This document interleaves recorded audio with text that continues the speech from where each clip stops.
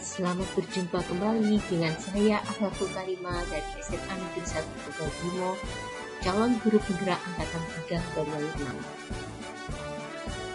6. Kali ini saya akan melakukan aksi nyata budaya positif pada forum berbagi aksi nyata, yaitu pada teman-teman saya di SMA Negeri 1 Tegal Bimo.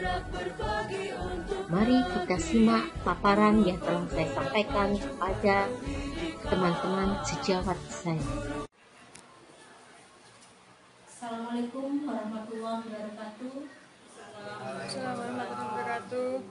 Bapak Ibu, terima kasih atas kehadirannya di ruangan ini. Saya sebagai calon guru penggerak angkatan 3, yaitu kalau di Banyuwangi yaitu saya Banyuwangi 6. Saya Akhlakul Karimah dari Banyuwangi, yaitu dari SMA Negeri 1 Tegal Bimo. Saya akan mendiseminasikan materi dari modul 1, yaitu pada 1.4, di mana ada materi tentang budaya positif. Nah, di situ saya harus menyampaikan kepada Bapak Ibu guru, di mana harapan kami, yaitu nanti akan berimbas kepada semua stakeholder yang ada di pendidikan ini. Baik Bapak Ibu, saya lanjutkan.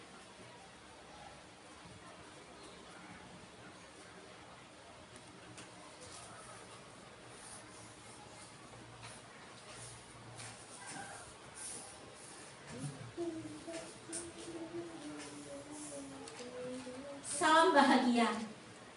Kami guru penggerak selalu berkomitmen. Kami berusaha dalam setiap kegiatan kami, kita baik pendidik, guru dan semuanya diharapkan selalu bahagia dalam lingkup pendidikan. Makanya guru penggerak selalu menggunakan salam bahagia dalam kegiatannya. Materi yang akan saya diseminasikan yaitu tentang budaya positif atau dalam ekosistem positif pada lingkungan sekolah, yaitu lingkungan di SMA Negeri 1 Tegal Bimo. Mohon maaf Ibu, bisa duduk di sini. Ibu Eri, ya. Terima kasih. Budaya positif. Namanya budaya berarti sesuatu yang bisa dilakukan berulang-ulang, dan karena berulang-ulang itu menjadi sebuah kebiasaan. Dan kebiasaan itu tidak merasa dipaksakan, tetapi keluar dari keinginan intrinsik para pelaku pendidikan itu sendiri. Saya lanjutkan. Budaya positif atau ekosistem positif. Nah, kita sebagai pendidik itu diibaratkan sama dengan seorang petani. Namanya petani itu tanamannya macam-macam, bisa jagung, bisa padi, atau ketela. Dan seorang petani tidak bisa memaksakan padi menghasilkan jagung atau jagung menghasilkan padi. Jadi tidak bisa dipaksakan. Jadi kalau seorang petani, bagaimana hasil jagung itu maksimal atau hasil padi itu maksimal? Maka dari itu, kita sebagai seorang pendidik, kita juga tidak bisa memaksakan anak didik kita harus sama seperti ini, harus pandai seperti ini, tidak. Kita harus bisa memahami anak didik kita sesuai dengan tingkat keunikannya, kemajemukannya masing-masing. Kita sebagai pendidik harus memahami, oh anak ini kemampuannya di mana? Kemampuannya di olahraga, demikian. Kemampuannya di kesenian, demikian. Jadi kita tidak bisa memaksakan sama. Tugas kita sebagai seorang guru untuk memahami perbedaan itu.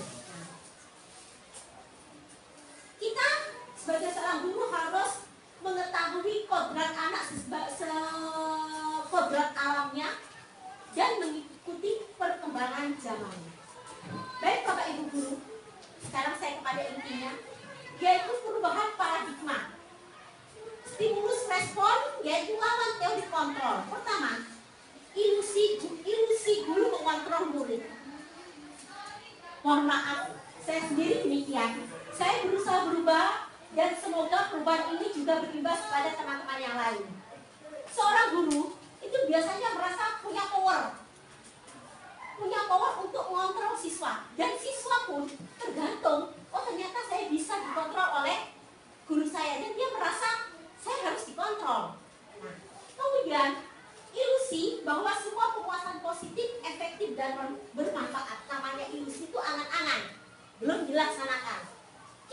sebagai pendidik berasa biasanya merasa demikian. Kalau sesuatu yang baik itu efektif dan bermanfaat untuk anak itu. Padahal belum tentu anak itu bisa menerima aturan yang dari kita, yang dibuat oleh kita. Kemudian ilusi bahwa kritik dan membuat orang merasa bersalah dapat menguatkan karakter. Terkadang, mohon maaf, terkadang saya sendiri juga demikian. Membuat anak itu merasa bersalah. Di judgment, oh kamu kok demikian? Jadi merasa bersalah. Kalau membuat anak sudah merasa bersalah, guru yakin itu bisa membuat karakter anak menjadi kuat. Selanjutnya, ilusi bahwa orang dewasa memiliki hak untuk memaksa. Ini terkadang yang banyak sekali kita merasa umur kita lebih tua. Saya punya hak memaksakan kepada Bu Mega karena saya merasa umur saya lebih tua. Apalagi kepada anak didik kita karena kita merasa umur kita lebih tua. Atau kita sebagai orang tua merasa punya hak memaksakan kehendak kita kepada anak kita atau anak didik kita. Kenapa? Karena kita merasa mempunyai umur yang lebih tua. Itu ilusi. Selanjutnya, di sini pada program Guru Penggerak, kewajiban saya menyampaikan merubah paradigma. Paradigmanya bagaimana? Saya membeli stimulus respon. Bagaimana kita merubah daya pandang kita, memanajemen pikiran kita. Yaitu stimulus responnya berupa apa? Kita balik pola pandang kita. Jangan kita hanya mengkritik. Misalnya ada anak terlambat, posisikan coba diri bapak ibu, diri kalian menjadi anak itu. Contohnya pertama, realita kebutuhan kita sama. Kita menganggap, oh kita sama kebutuhannya. Kita balik. Padahal realita kebutuhan kita setiap orang itu berbeda. Berarti setiap anak kebutuhannya berbeda. Kemudian, semua orang melihat hal itu sama. Ada kejadian. Ya, ada kejadian misalnya anak jatuh di depan. Semua kita berpikir, oh anak itu jatuh. Tapi ternyata setelah kita tanya satu-satu berbeda konsepnya. Ada yang bilang jatuh tersandung, ada yang bilang jatuh karena macam-macam. Nah itulah kenyataan. Ternyata daya pandang setiap orang itu memiliki gambaran berbeda setiap apa yang mereka lihat, setiap apa yang mereka terima. Kemudian kita mencoba mengubah orang berpandangan sama dengan kita. Padahal kenyataannya kita harus bisa memahami pandangan orang lain tentang dunia itu berbeda, tidak sama. Sama juga berarti dengan anak didik kita. Kita sebagai seorang pendidik pun terkadang mempunyai pandangan berbeda. Padahal tujuan sama untuk mencerdaskan anak-anak, tapi pandangannya berbeda. Kemudian perilaku buruk dilihat sebagai suatu kesalahan. Mohon maaf, terkadang kita melihat sesuatu orang melakukan perilaku buruk atau dia datangnya terlambat, atau dia tidak mengenakan sepatu warna hitam, dianggap itu sebuah kesalahan. Padahal kita harus menanyakan diri, setiap apa yang dilakukan manusia pasti punya tujuan. Kenapa dia datang terlambat? Kenapa dia nilainya jelek? Apa yang dilakukan pasti punya tujuan. Oke, saya lanjutkan. Orang lain bisa mengontrol saya. Ya, terkadang begini. Pada anak didik kita tadi ada sebuah ilusi. Guru saya bisa mengontrol saya. Orang yang umurnya lebih tua bisa mengontrol saya. Atau orang lain bisa mengontrol saya. Bu Eni bisa mengontrol saya.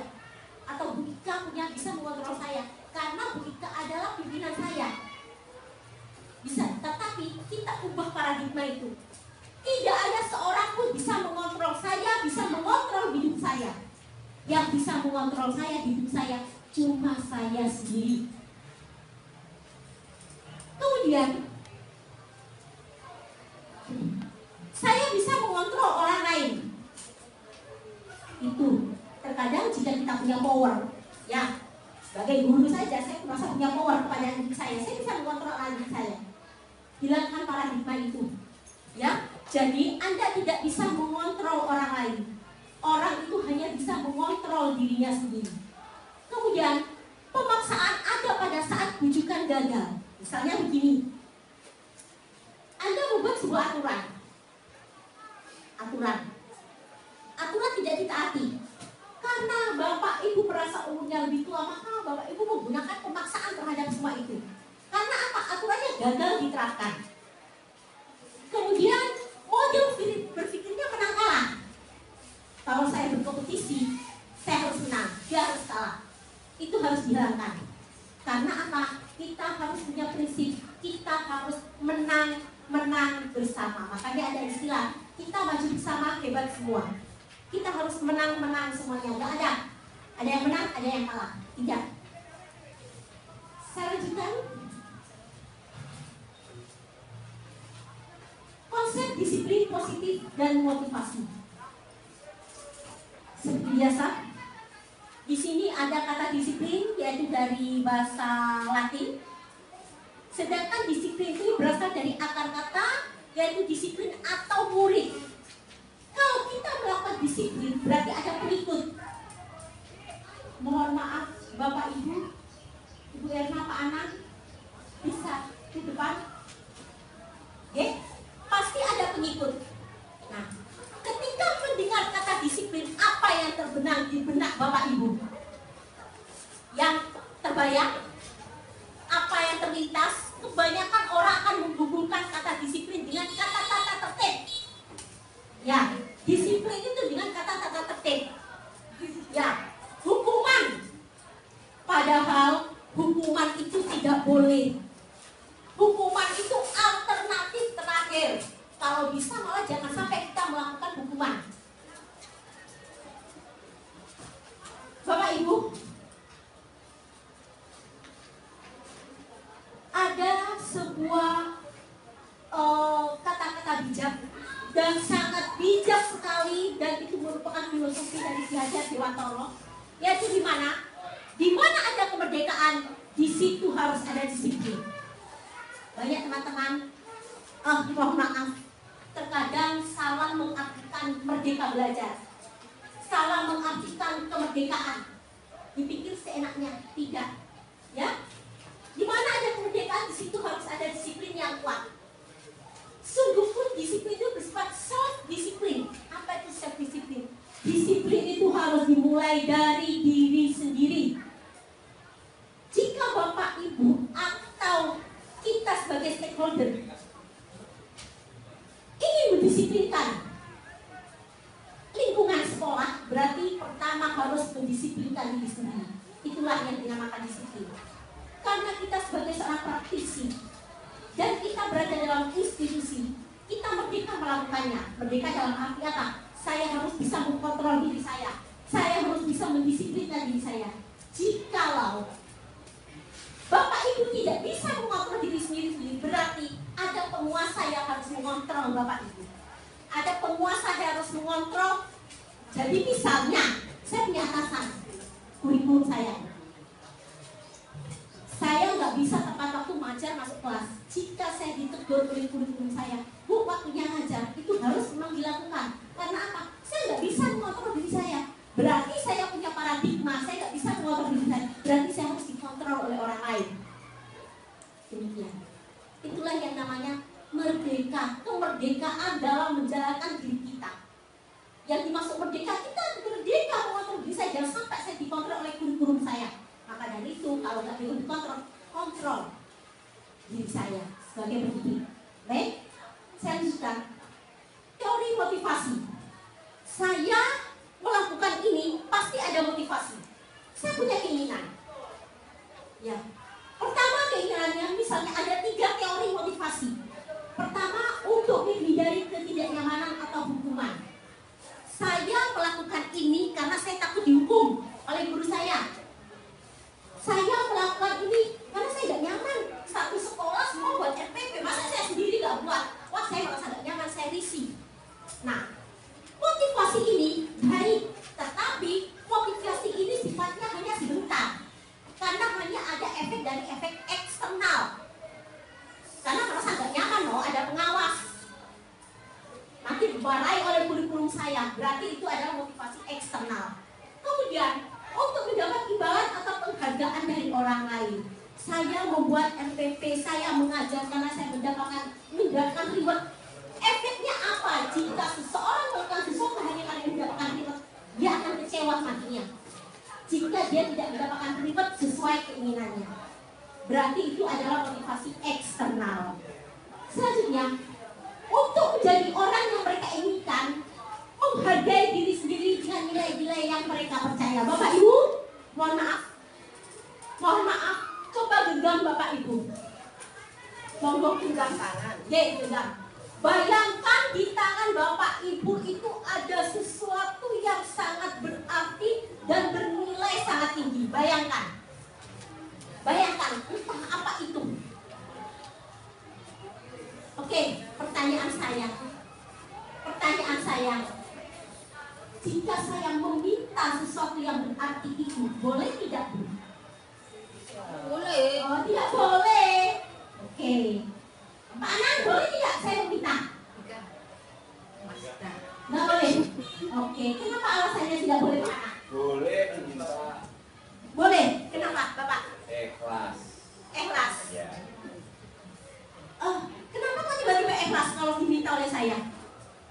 Alasannya apa? Karena Orang baik, Pak Tulus.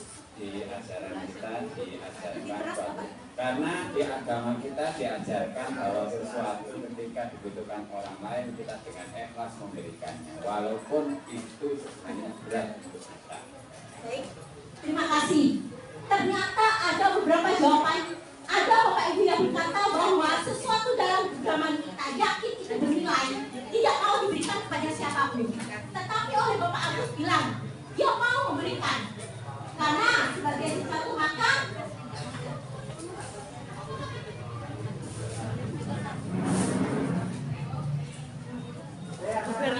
Berlin. jadi ada sebagian Bapak Ibu yang berkata sesuatu dalam genggaman itu yang tadi bernilai tidak mau diberikan kepada siapapun. Tapi Pak Agus tadi berkata dia siap memberikan kepada temannya yang membutuhkan. Baik, itu ada motivasi. Di sini ada untuk menjadi orang yang mereka inginkan dan menghargai diri sendiri dengan nilai-nilai percaya. Itu adalah motivasi internal. Contohnya, Bapak Ibu, ada sebagian orang yang memakai masker, ada sebagian yang tidak. Saya tanya, kenapa memakai masker? Saya yakin karena saya dengan memakai masker saya bisa menjaga kesehatan. Ada orang yang nggak mau pakai masker, kita nggak bisa duduk karena mereka yakin nggak masalah, nggak ada apa-apa. Nah, keyakinan itu yang kita inginkan tumbuh dari kita sebagai pendidik dan anak didik kita melakukan motivasi, melakukan kegiatan apapun tanpa karena dorongan eksternal, tetapi karena dorongan internal dari diri sendiri. Itulah tujuan dari Merdeka Belajar. Kita mengkontrol diri sendiri. Baik, saya lanjutkan. Nah, ini Merdeka Belajar. Saya harapkan kita kembali pada diri kita sendiri. Kita memahami arti Merdeka Belajar. Jika ada istilah begini, guyonan, mohon maaf, terkadang doa dari orang banyak itu bisa dikabulkan. Terkadang itu guyonan. Ada istilah, oh Merdeka Belajar, makanya anak-anak PDB. Bukan demikian Bapak Ibu. Ya, jadi Merdeka Belajar itu, merdeka itu artinya kita tidak hanya terlepas dari perintah, akan tetapi kita juga cakap buat memerintah diri sendiri. Ingat Bapak Ibu, jadilah pengkontrol dirinya sendiri. Karena kita dalam sebuah profesi. Jangan jadikan guru ini pekerjaan. Jika guru jadi pekerjaan kita datang selesai, tanggung jawab kita selesai. Tapi kalau dijadikan profesi, jadikan kegiatan guru ini sebagai siklus. Ya, kenapa siklus? Jika ada yang tidak benar, kita refleksi kembali. Kita belajar, kita refleksi kembali. Ya, siklus kita ini sebagai seorang peneliti. Ya, kita sebagai ilmuwan, jangan dijadikan guru ini pekerjaan, jadikan profesional. Jika profesi dan profesional, Anda itu semuanya akan mengikuti. Ya, mengikuti dalam arti ilmunya, manfaatnya, rewardnya, mengikuti semuanya karena kita profesional di bidangnya. Contohnya, kita kalau ditangani dokter yang nggak profesional, pasti kita kecewa. Pastinya demikian. Jika anak didik kita ditangani oleh seorang guru yang tidak profesional, pasti orang tua anak didik kita kecewa kan? Iya kan? Oke. Nah, jadi Bapak Ibu, saya minta tolong Merdeka Belajar, motivasi. Saya minta tolong itu tekankan kata-kata Merdeka Belajar. Baik, saya lanjutkan. Tujuan kita itu apa? Yaitu kepada budaya positif yang ada di sekolah. Di mana budaya positif itu adalah lingkaran yang paling besar. Sebelumnya itu ada yang namanya kesepakatan kelas. Dari kesepakatan kelas, kemudian ada keyakinan kelas, kemudian lingkungan positif dan budaya positif. Saya nanti akan jabarkan satu persatu biar tahu kepada lingkaran ini. Nah, ini Bapak Ibu sebagai contoh kita dalam kegiatan kita sehari-hari, yaitu berkendara dengan perlengkapan helm, masker, kendaraan yang lengkap, standar. Ini adalah contoh. Ini kita harapkan bukan anak itu pakai helm, pakai masker bukan karena disuruh sekolah, tidak. Karena dia punya keyakinan dan sadar bahwa saya kalau pakai helm demikian, kalau nggak pakai demikian, mengerti efeknya. Kemudian ini juga datang kepada waktu mematuhi protokol kesehatan. Nah, ini ada anak-anak yang kita banggakan. Dia tidak ada yang menyuruh. Dia punya keinginan dan tanggung jawab intrinsik. Setiap pagi dia selalu membersihkan musola. Dia sadar betul kenyamanan dalam beribadah. Nah, kemudian keyakinan kelas, hukuman dan penghargaan. Mengapa keyakinan kelas? Kenapa bukan peraturan? Bapak Ibu, ada istilah guyonan, peraturan ada untuk dilanggar. Bukan demikian. Yang dibutuhkan itu keyakinan. Nah, untuk mencapai sebuah keyakinan, begini. Kebetulan saya kemarin sudah membuat wali kelas 12 IPS 2. Siapa ya? Mbak Wahyu. Alhamdulillah kemarin saya membuat sebuah keyakinan dengan anaknya ibu, ya, di mana saya melakukan kegiatan. Waktu itu ada anak yang terlambat. Ada anak yang terlambat.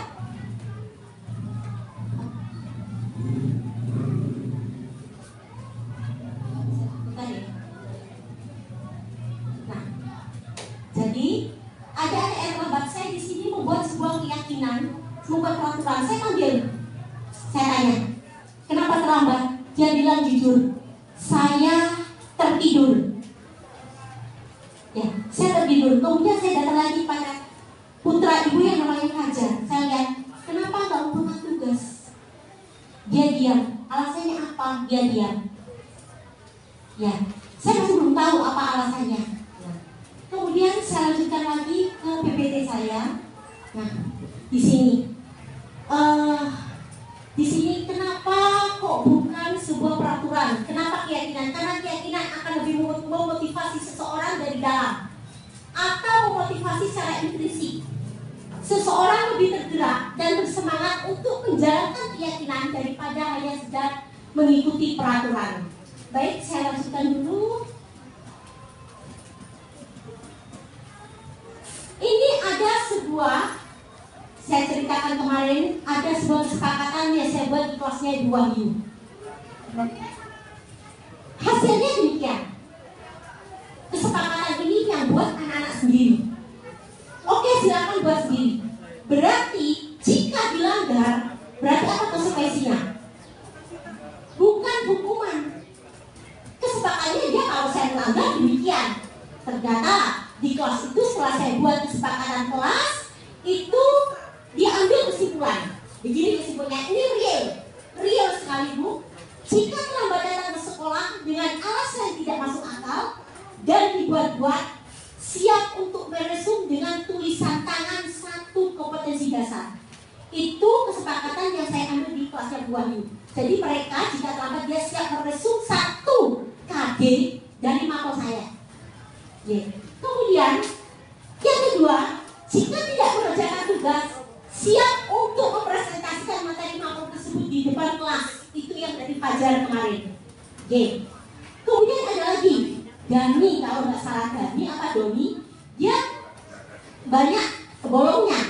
Dia berkata, jika dengan sengaja tidak masuk sekolah atau bolos, siap membersihkan ruang kelas sampai bersih sepulang sekolah. Itu keyakinannya dari sendiri-sendiri. Itu bukan peraturan yang saya buat. Dia berkata kalau demikian berarti ada konsekuensinya. Oke? Baik. Saya lanjutkan. Setiap manusia itu mempunyai kebutuhan dasar. Baik kita, baik anak didik kita. Kebutuhan dasar itu ada yang mengenai, yaitu pertama 5 kebutuhan dasar: cinta dan kasih sayang. Anak-anak itu unik, pasti mempunyai perbedaan masing-masing. Ya, mereka butuh diterima. Kemudian kebutuhan bertahan hidup. Contohnya, misalnya kita tekan anak karena anak itu salah, pasti dia berusaha membela diri, entah alibi dengan apapun. Karena apa? Dia survival. Dia mempunyai kebutuhan untuk bertahan hidup. Kemudian penguasaan, kebebasan, dan kesenangan. Ada anak yang ogah-ogahan mengikuti pelajaran saya, tapi dia kalau mengikuti pelajarannya Pak Pur, kesenian, dia senang sekali. Ya, karena dia punya kesenangan. Maka dari itu saya bilang tadi, merdeka belajar. Seyogianya kita harus mengikuti jalan, kita menjadi sana. Oh, ini demikian, ini demikian. Anak-anak itu punya keunikannya masing-masing. Saya lanjutkan. Nah, 5 posisi kontrol. Saya bilang tadi ada keyakinan, tapi ada yang bisa kita kontrol. Pertama, menghukum. Menghukum bisa jadi saya itu sebagian dari nomor 1 itu. Gak mengerjakan tugas? Oke, silakan. Entah lagi atau apa, atau kita langsung memarahi. Itu adalah posisi kita sebagai penghukum. Kedua, membuat orang merasa bersalah. Nah, mosok gak usah ngelunadiin toh. Wis moro bolak-balik omamu mau bisa sekolah. Ya, membuat anak itu merasa bersalah. Ya, kalau kita berlagak menjadi seorang penghukum, itu terkadang bisa menggores hati anak, bisa menimbulkan dendam. Tetapi kalau kita belagak sebagai membuat anak merasa bersalah, Bis bilang, wah saya sudah ngomong bolak-balik kok gak mbok reken tok Afif. Wes, Bugis kokon piye. Nah, itu membuat anak merasa bersalah. Jika membuat anak merasa bersalah, apa akibatnya? Lama-kelamaan, anak itu akan merasa minder. Anak akan merasa rendah diri karena dia merasa menjadi apa ya? Ini gara-gara saya Bu Nadine seperti itu. Akhirnya dia akan menjadi pembohong. Pipira kalau kamu lonjok, kok alasannya lonjok terus. Akhirnya dia 1 minggu berbohong kan nggak mungkin lonjok 1 minggu. Nah, kemudian sebagai teman, bro, dan kemudian udah bro, tugasnya bagus, tetapi jangan berlebihan karena anak nanti akan lonjak. Anak merasa tergantung. Ya, bagus nggak apa-apa kita melakukan anak-anak didik kita sebagai teman, tapi jangan terlalu berlebihan. Ya, anak nanti tidak tahu dia kayak kita pada teman kita. Alah, gampang kok tugasnya lagi turun ibu kita. Ya, karena merasa itu friend, teman.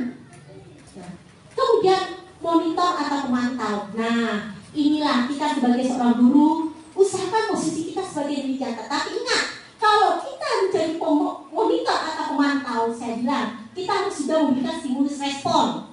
Stimulus responnya apa? Kita buat keyakinan kelas, kita buat kesepakatan kelas. Kalau anak-anak sudah yakin, maka kita tidak ada hukuman. Kita tinggal mengontrol sebagai guru. Kita tulis datanya. Ya, seperti yang kemarin waktu kita monitoring dari, kita kan ada tulis rekam jejak anak. Sebetulnya kita sudah melakukan itu, semua sudah melakukan itu. Rekam jejak anak kita tulis, kita sebagai pengontrol. Kemudian yang paling tinggi yang kita harapkan kita sebagai manajer. Ya, jadi kita tidak usah menghukum anak. Ini loh, kalau kita demikian, kesepakatannya demikian, konsekuensinya demikian. Lakukan sendiri. Jadi anak melakukannya sesuai karena keyakinannya, sesuai dengan yang telah dia yakini. Kemudian selanjutnya apa itu restitusi? Ya, segitiga restitusi. Tadi sudah ada sebuah keyakinan.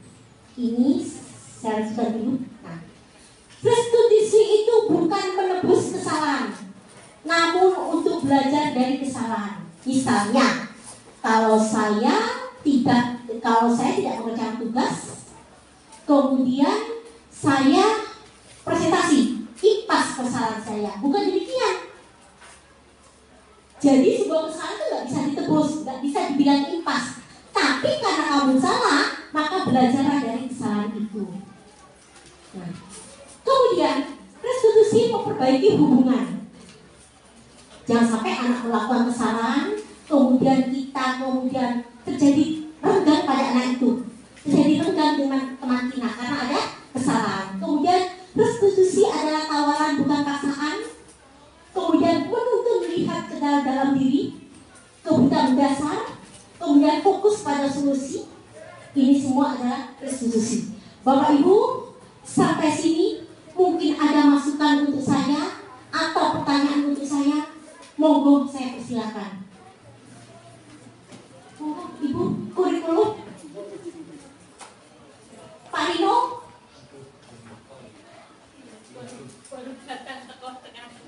Bu Wahyu, Bapak Ibu, Bu Is, ada pertanyaan dari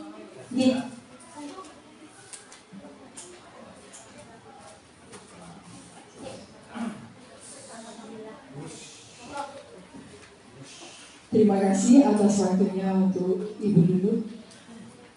Di dalam kelas saya itu ya ada beberapa anak yang tidak menyelesaikan tadi sama sekali, bukan sama sekali, banyak yang nggak tuntas, ditawarkan oleh sekolah, mau 4 tahun atau keluar, mau 4 tahun atau keluar. Saya langsung raise hand, saya bilang, Bapak, saya paling tidak setuju jika mengeluarkan anak. Anak itu adalah anak bangsa. Apakah yakin jika anak itu keluar? Saya merinding ya. Saya merinding karena saya paling tidak setuju mengeluarkan anak. Apapun kesalahan anak itu. Anak itu adalah anak bangsa dan anak kita. Apa yakin jika anak itu kita keluarkan di luar akan lebih baik? Belum tentu. Keluar pun dia anak Indonesia. Keluar pun dia anak dari seorang ibu. Maka dari itu anak itu lagi jatuh. Jangan sampai kita injak. Udah jatuh kita injak, padahal kita ini ibu. Ya Bapak, saya paling gak setuju jika ada anak. Terus solusinya 4 tahun. Nah, kita punya wali kelas, kita punya BP. Mohon maaf, kita manfaatkan. Anak itu manusia. Ya, kalau anak itu gak bisa diomongi, mungkin bisa didampingi ibu. Setidaknya dia kan sekolah, ngerti tanggung jawabnya. Didampingi, ayo tak kencani, marekno. Saya pernah mengalami seperti itu. Ya bu, nanti tak kencani, marekno. Ya, mungkin sementara itu solusinya dari saya Bu. Gimana Pak Bos? Mau tanya saya kan nggak bisa.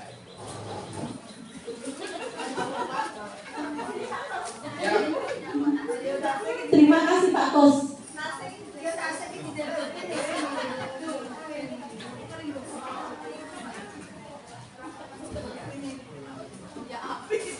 Membangun waktunya, mohon maaf sebentar saja.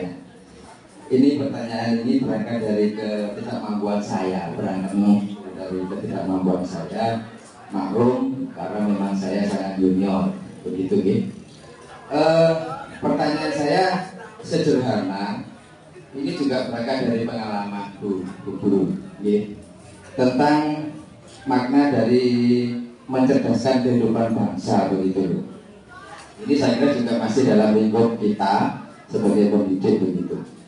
Ya terus terang saja Bapak Ibu Guru semuanya, wabil khusus dari Ibu Guru ini saya mohon maaf betul karena saya tidak profesional jadi Pak Guru, termasuk bagian penilaian.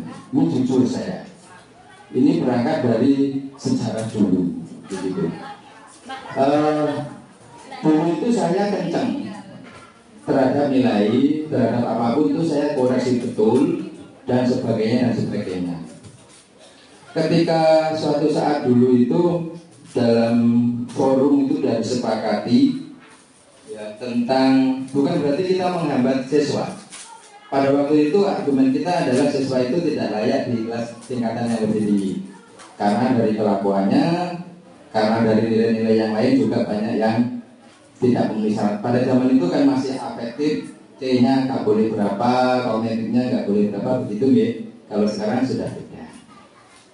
Setelah di forum pleno disepakati, juga ditulis di buku notulen itu begitu.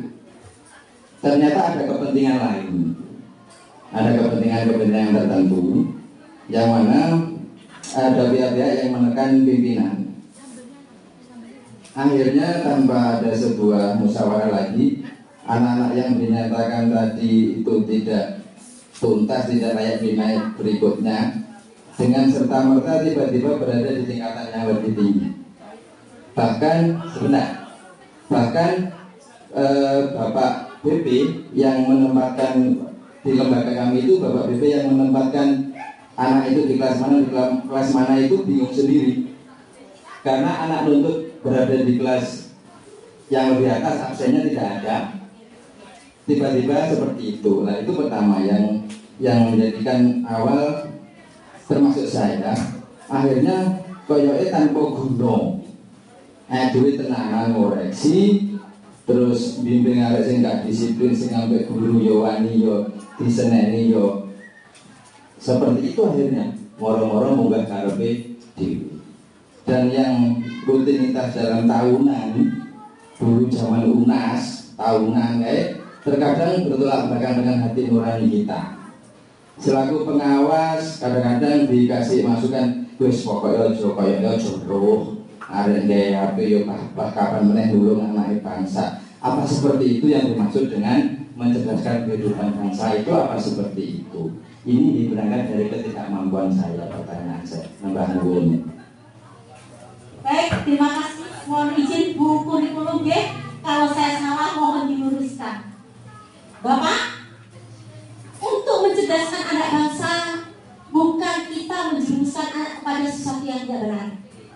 Oke, mohon maaf kalau Bapak ini berbicara sebuah teori, tapi teori itu ada karena kajian yang memang sudah dilakukan.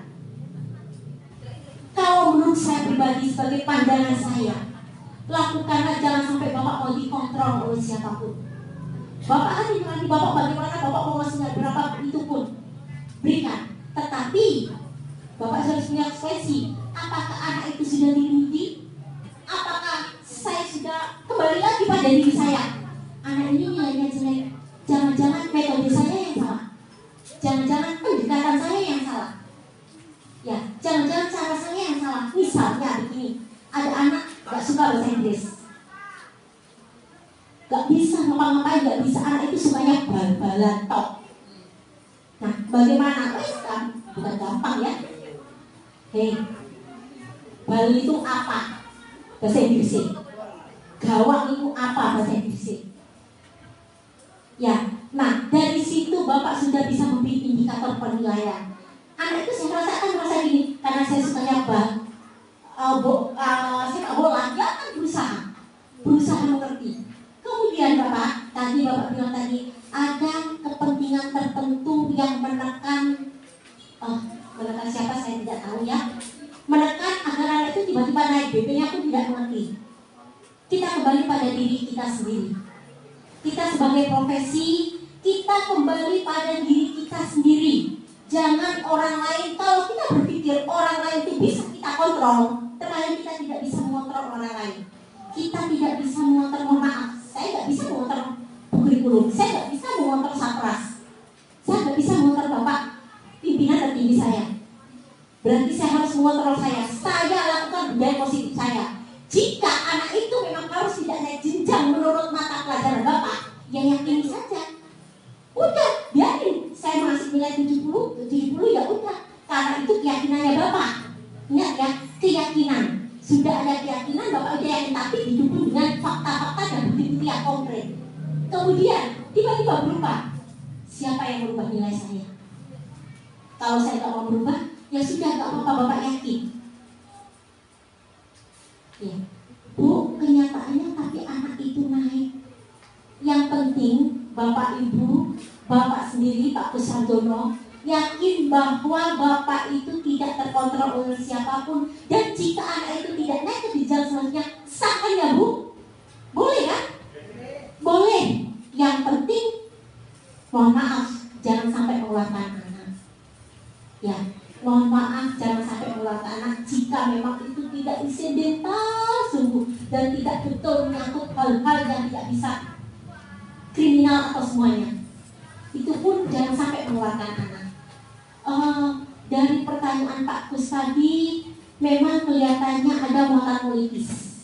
Ya, ada muatan politis. Tapi saya sebagai seorang buruh penggerak, saya berusaha menggerakkan sesuatu yang baik. Yang baik itu bagaimana? Pak Kus tadi ditanya, apakah benar demikian mencerdaskan anak bangsa? Mencerdaskan anak bangsa itu gini loh Pak Kus. Kita itu tujuannya merdeka belajar untuk mencetak diri kita. Ingat ya, diri kita dulu. Jangan bicara kepada anak diri kita dulu. Diri kita dulu, mencetak anak bangsa, merdeka belajar diri kita dan lingkungan pendidikan untuk mempunyai seorang profil pelajar Pancasila yang bagaimana mandiri, religius, berani bisa berkolaborasi dengan temannya dan pihak lain, bertanggung jawab. Kemudian kreatif. Nah, saya rasa dari pertanyaan Pak Kus itu dan teman-teman semuanya itu semuanya bisa mengambil kesimpulan dan benang merah. Tapi saya pastikan ikuti kata hati. Lakukan tetap cerdaskan anak bangsa. Bukan berarti saenake dhewe memberi nilai Pak Kus. Wes Mas yo piye rapat kok kan enggak no. Tak wae sanang polo kabeh. Tak kayak sanang polo limo kabeh. Bukan seperti itu. Mohon maaf, bukan seperti itu. Kita memberi nilai pada anak dengan penuh rasa tanggung jawab. Halo, nilainya berapa kemarin? 95 loh. Oke, mantap. Coba dulu terangkan. Menghitung pajak progresif bagaimana? Ya bingung. Wah, malu saya 95 saya. Sungguh malu saya. Saya luncurkan ke pabrik. Wah, nilainya 95. Tes wawancara. Ditanya pajak progresif, menghitung PBB, net national income, personal income, disposable income, orang roh. Ayo, bagaimana Pak Manis saya sebagai guru ekonomi? Mohon maaf Pak Kus. Jadi kita mencerdaskan anak bangsa, apa yang kita lakukan itu beri anak itu tanggung jawab. Tanggung jawab apa? Kita juga tanggung jawab memberi nilai pada anak. Jangan kita hanya mengejar kriteria A benar film, ambil kurikulum. Orang penting film. Ya tidak penting film. Yang pastinya Bapak Pak Kus mencerdaskan anak bangsa itu semuanya. Lahir batin, karena kita guru itu bukan pekerjaan, tapi profesi. Jangan merasa dengan ketidakmampuan saya mohon hilangkan kata-kata itu. Karena apa? Itu terjadi di pikiran Pak Kus nanti. Saya mampu, saya guru hebat, saya profesional. Ya, saya mampu, saya hebat, saya profesional. Karena itu yang diinginkan oleh orang tua wali murid kita. Begitu ya Pak Kus, yang bilang, "Sopo jajar sopo Pak Kus dia yang merasa tidak mampu." Ayo, bagaimana perasaannya? Oh janganlah, jangan gitu Pak Kus. Katanya guru yang profesional. Ya, jangan gitu Pak Kus. Oke, terima kasih. Oh, Pak Kus, mohon maaf, dia jangan tersinggung. Ini juga berangkat dari pengalaman Bu. Karena awal dulu saya jadi guru itu awalnya pengen cari pekerjaan. Saya dulu pernah ditawari jadi tukang bakso. Saya sudah nyari-nyari tempat, ternyata kok nggak cocok. Akhirnya saya ngelamar jadi guru dan alhamdulillah diterima. Endingnya saya ingin punya pekerjaan dan punya hasil, mau banyak anak bojo saya. Saya pernah berdebat panjang dengan mas saya, Mas Jemadi. Itu pikir karena saya berupaya seperti jenengan profesional. Waktu di kesiswaan saya pernah menteleng arek gara-gara arek omben neng jobo tak andani takon mlebu, tak data, tak kongkon wong tuweke nyeluk, malah areke malah ngamuk neng aku karena ngombe tak kembeleng. Betadin regane 3 juta. Betul itu. Regane betadin 3 juta. Durung aku ngopeni wong Banyuwangi dan sebagainya. Oke enggak. Akhirnya rame, akhirnya sama Pak Rasulullah bilang jarno ae. Arek sing ngono iki ora dopeni. Sing kena dopeni timbang sampean sampean dipecat. Itu Bapak Kepala Sekolah yang bilang ke saya.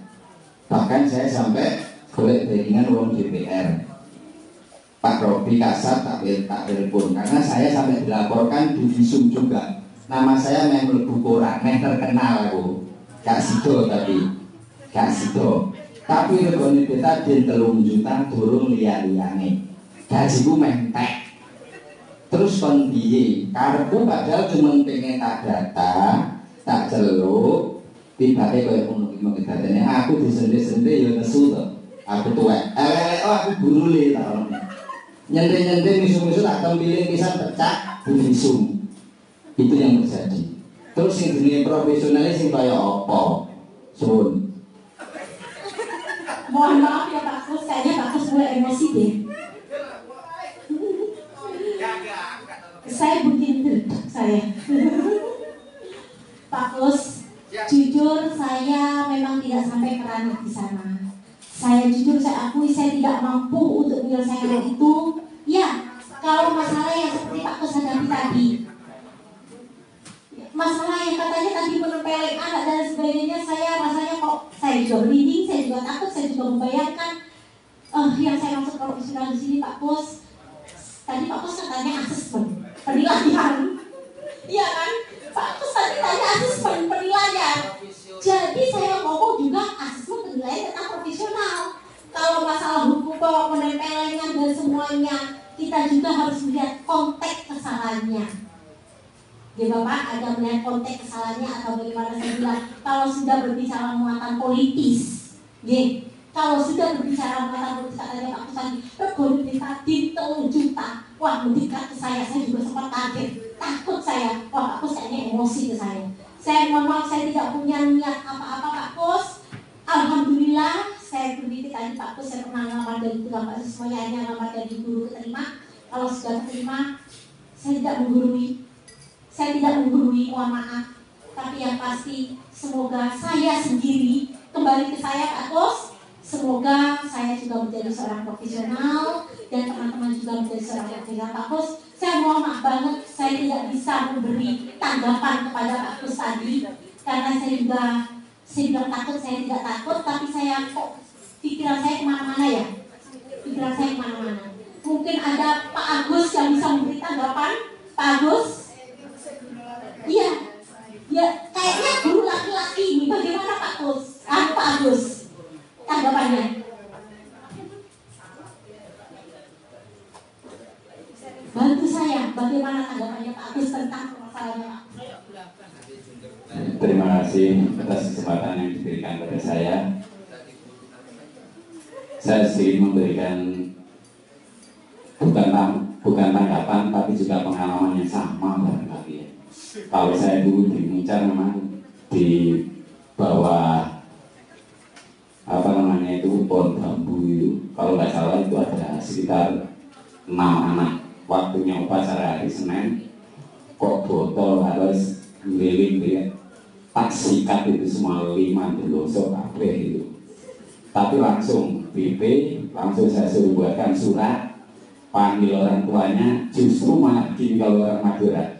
Jangankan ditempeleng, saya rela sampai begitu karena dasarnya adalah kita berikan opsi sekali, 2 kali, 3 kali, bahkan anak itu memang sulit karena sudah betul-betul tagihan. Nah, tapi tetap itu ada satu bimbingan dan komunikasi yang baik antara pihak sekolah, orang tua, dan pihak-pihak lain sehingga mampu memberikan yang terbaik untuk anak. Itu simpel gitu. Sekalian, justru tadi bermuara dari Pak Kus, saya sebenarnya cuma ingin bertanya ini. Secara detail sudah disampaikan dari awal, baik itu tentang pekerjaan, profesional, muaranya adalah ke guru penggerak. Nah, mohon nanti ada satu penjelasan arah dan tujuan dari guru penggerak, kemudian Merdeka Belajar, lalu kita melihat real fakta di lapangan, kita betul-betul sulit untuk mengendalikan anak-anak. Itu mohon diberikan penjelasan. Terima kasih. Baik, terima kasih Bapak. Mohon maaf, bukannya saya ini kalau dibilang tujuannya apa sih? Saya Bapak kok kayak dijadikan dikumpulkan, saya merasa sebagai guru penggerak, tidak. Saya kebetulan belajar duluan dan kemudian saya lolos masuk guru penggerak. Dari ilmu yang saya dapatkan, saya berusaha dan wajib untuk mengimbaskan kepada teman-teman yang lain. Namanya saya mengimbaskan, saya sampaikan. Saya bilang tadi, saya tidak bisa mengkontrol orang lain. Yang bisa mengontrol diri sendiri itu ya Bapak Ibu sendiri, anak-anak sendiri. Maka dari itu yang penting, saya sebagai kewajiban saya sudah saya sampaikan. Mengenai selanjutnya, monggo Bapak telaah sendiri, Bapak analisa sendiri. Jika itu bermanfaat dan merasa benar, monggo dilaksanakan. Jika merasa itu tidak, monggo kita cari solusinya. Demikian Pak Agus. Jadi mungkin, sebentar, mungkin Mas Rino dulu. Tadi kayaknya Mas Rino ngacung. Jadi Mas Rino jenengan deh.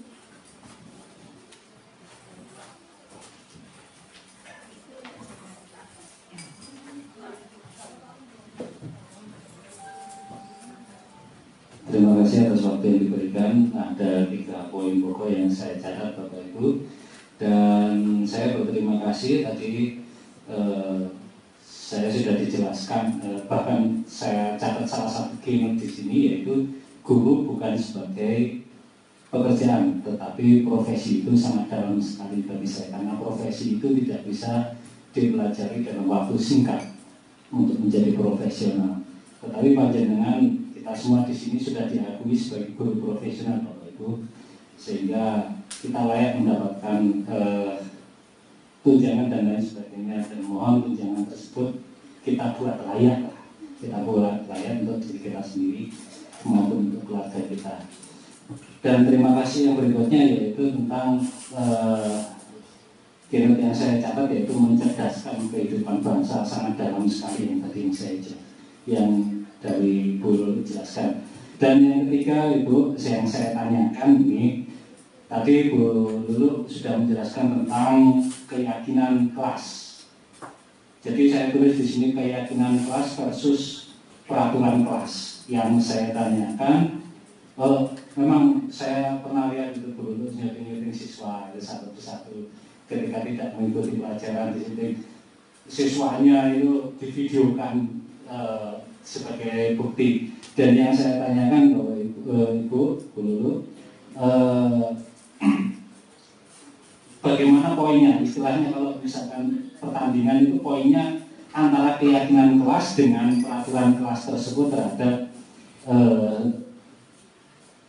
keberlangsungan siswanya, best practice-nya Ibu. Terima kasih. Mungkin itu yang saya tanya. Mungkin langsung Pak. Ya, terima kasih. Banyak sekali yang disampaikan oleh Bu Lulu sebagai guru penggerak.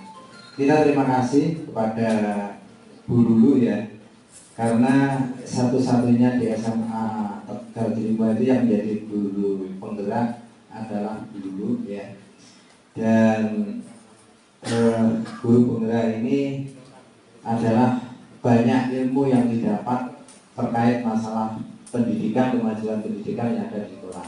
Dan sekali lagi kami semuanya ini merasa berterima kasih sama Bu Lulu, sehingga misalkan sesuatu dalam menghadapi siswa yang kurang pas, ilmunya adalah di Bu Lulu, karena Bu Lulu yang sudah dapat ilmu lebih dulu terkait masalah guru penggerak. Kalau istri saya dulu juga masuk di guru penggerak di SMP, tapi karena pekerjaan bawahnya dan harus begini-begini akhirnya mundurkan diri. Di sana itu memang saya itu sakit sehingga mundurkan diri. Apa yang disampaikan tadi yang terkait yang disampaikan Pak Kusmandono tadi ya memang kalau menghadapi siswa yang betik ya Bu ya, yang di kesiswaan memang kudu nguamplong. Nah, saya dulu juga pernah kok nguamplong arek karena sudah emosi diarahkan yang baik nggak mau, tapi pada waktu itu belum sampai dilaporkan gitu ya.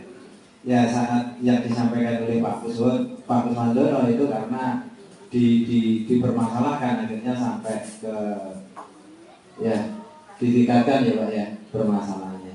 Tapi sekarang nggak apa-apa ya. Itulah tanggung jawab sebagai pendidik dan pengajar. Kalau saya membaca di video yang Pak Dalang itu sebenarnya sekarang ini dengan adanya adanya HAM ternyata guru untuk memukul pada siswa itu sudah berkurang sekali karena takut kalau nanti dilaporkan. Tapi saya pernah membaca Rabu ya, saya membaca di grup ranting PGRI itu ya, kalau memang guru itu memukul anak tapi untuk pendidik sebenarnya diperbolehkan katanya ya, diperbolehkan. Karena kalau nanti anak itu salah kemudian dipukul kemudian orang tuanya melaporkan, akhirnya ya itu tadi dua sih ya, anak wis ya belum pelajaran ya monggo orang yang malah itu akhirnya malah nggak mendidik. Tapi saya setuju yang disampaikan oleh di ranting PGRI itu menyampaikan bahwa kalau guru itu mukul pada anak karena anak itu memang betul salah, yang tujuannya mendidik itu karena tidak ada hukumannya. Tapi kalau dibiarkan nanti juga akan dodoran itu ya. Itu antara lain yang saya sampaikan Bu. Jadi saya terima kasih ada guru penggerak, paling enggak guru itu bisa untuk mentransfusikan ilmunya tentang guru penggerak kepada kami semua ini. Terima kasih. Terima kasih Pak Suri. Pak Kus, semoga pencerahan dari Pak Suri bisa. Mohon maaf Pak Kus, jangan sampai nanti terjadi perbedaan pendapat antara saya dengan jenengan. Ya, semoga kita keluar dari sini kembali lagi seperti awal lagi. Mas Rino, oke. Saya sedikit menambah apa yang mungkin diungkapkan semua oleh Pak Kus, termasuk sekilas saya membagi pengalaman. Itu sebenarnya dulu. Jadi masa masih belum era seperti sekarang. Nah, saya yakin bahwa kita itu kalau tadi sudah disebutkan profesional, kita tahu persis kan posisi kita secara profesional itu pasti kita tahu. Jadi ada perubahan. Nah, saya yakin semua teman-teman guru juga secara profesional juga bagaimana merubah karakter, bagaimana merubah sikap kita terhadap anak didik, apalagi sekarang dengan situasi dan kondisi hukum yang betul-betul menjerat terhadap siapapun, apalagi ada HAM dan lain sebagainya. Sudah kita tahu semuanya. Nah, tadi itu sebenarnya berbagi pengalaman saja. Enggak mungkin itu kita terangkan sekarang, tidak mungkin. Kalau misalkan kita tidak mampu untuk merubah karakter dalam diri kita, kemungkinan kemarin-kemarin sudah terjadi kan begitu. Itu saja, terima kasih. Terima kasih banyak Agus. Pak Rino, bedanya peraturan dan keyakinan. Jika peraturan itu dibuat misalnya Pak Rino sebagai guru TIK masuk ke kelas, jika terlambat 5 menit hukumannya gini, konsekuensinya gini. Yang buat itu Pak Rino yang bilang itu namanya peraturan. Tapi kalau keyakinan yang buat itu bersama-sama dengan anak didik kita Pak Rino. Kita mengajak anak didik kita, biarkan dia ngomong Misalnya yang terlambat Dad, kamu kan terlambat. Besok kalau terlambat lagi, konsekuensinya bagaimana? Biarkan dia ngomong. Kalau saya terlambat lagi, saya siap Bu membersihkan kelas. Atau saya siap Bu mempresentasikan 1 KD. Sudah, tulis. Ada lagi yang buat kesalahan, biar dia tulis sendiri kesalahannya, konsekuensinya apa, biar dia buat sendiri. Kemudian tawarkan kepada kelasnya itu. Semuanya sudah, oke, berarti itulah menjadi sebuah keyakinan, bukan peraturan. Kalau sudah itu menjadi keyakinan, bukan betul kesepakatan. Menjadi sebuah kesepakatan dan peraturan, maka kita tidak usah memberi hukuman kepada anak itu. Jika bukan hukuman lagi, tapi konsekuensinya. Dan jika kamu terlambat, dia kita nggak bisa nyuruh, dia sendiri yang akan melakukan. Jika dia tidak melakukan, dia pasti dikritik oleh teman satu kelas. Karena itu sudah menjadi kesepakatan, keyakinannya diyakini oleh satu kelas itu sendiri. Jadi tujuannya kita itu, kita merintis, tidak bisa sebuah paradigma pendidikan itu dirubah seperti membangun sebuah kota. Kalau membangun sebuah kota itu 10 tahun, 15 tahun, is oke, selesai. Ada planningnya, ada targetnya. Tapi kalau pendidikan itu bisa hasilnya itu dilihat 100 tahun, 200 tahun ke depan. Itu mungkin Mas Rino. Hasilnya selama ini berjalan. Kalau sementara saya dalam pelajaran saya pernah tanya kepada anak-anak, kamu anak IPS, ada stigma katanya anak IPS demikian. Tapi kamu kok rajin ya pelajaran saya? Kamu takut atau bagaimana? Saya pernah tanya demikian. Dia bilang, pertama takut Bu. Selanjutnya, tidak Bu. Contohnya Fajar. Kemarin dia tidak mengerjakan tugas dan kemudian dia mempresentasikan. Pak Rino, Fajar mempresentasikan dari materi saya itu. Jadi ada perubahan sedikit, meskipun sedikit tapi saya sudah merasakan. Dan Dedi, pada saya tanya Dad, kamu bolos tidak? Tidak Bu, daripada saya disuruh bersihkan 1 kelas besok. Alhamdulillah di kelas 12 IPS 2 saya sudah ada progres. Progres itu meskipun sedikit 2%, tapi progres itu sudah sangat baik bagi saya. Karena perubahan itu meskipun kecil harus kita hargai, dan itu baik sudah bagi saya. Begitu Pak Rino. Oke. Bapak Ibu, terima kasih banyak masukannya semuanya. Semoga tidak ada emosi di antara kita. Mohon maaf Pak Kuswandono, saya kasih berdek sekali.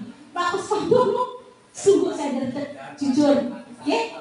Terima kasih semuanya teman-teman sudah menguatkan saya. Mohon maaf semuanya, saya ingin sampai sini. Wabillahi taufiq wal hidayah. Assalamualaikum warahmatullahi wabarakatuh. Terima kasih Ibu Guru sudah memberi waktu kepada saya.